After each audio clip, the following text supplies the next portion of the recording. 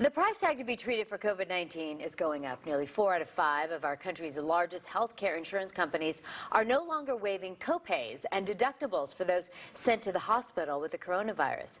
Managing partner of PCS Advisers, Paul Seeger, joins us live to discuss the changes. Paul, thank you so much for your time this morning. Appreciate it. So how much should patients expect to pay for COVID treatment? Well, that's going to depend on their health plan, but with the Affordable Care Act, maximum out-of-pocket limits go up each year, and it could be as high as just over $8,000 for an individual who stays in the hospital for COVID. Wow. So in the early days of this treatment, it was waived. So what does this change mean now for our wallets?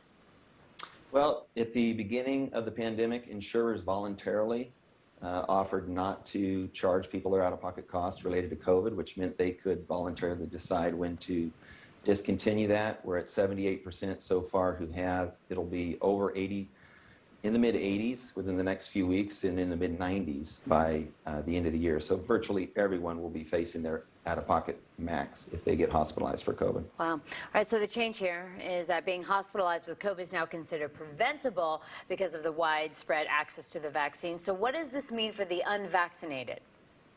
Well, I think there could end up being some hesitation when folks have symptoms. They may not want to go to the hospital as quickly, knowing that they could be facing a really large bill related to that care. Well, while 97% of hospital cases are those who are the unvaccinated, we are still seeing a rise in these breakthrough cases. So what does it mean for those who are vaccinated and are sent to the hospital with COVID anyway? Yeah, the costs will be the same. They're still going to be responsible for their share of costs, unfortunately.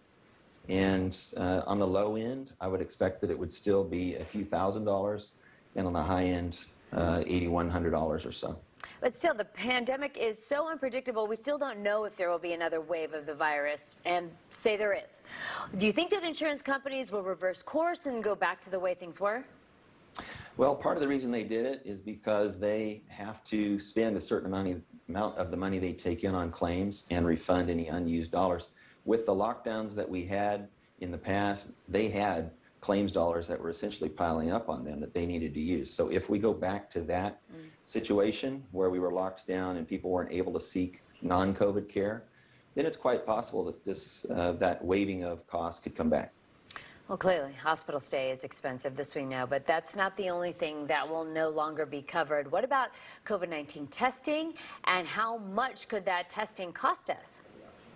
Well, the testing, if it's for diagnostics, will continue to be covered. But if you end up at an employer where there's a mandate that requires weekly testing and you choose not to get vaccinated, it could be that you're responsible for that yourself.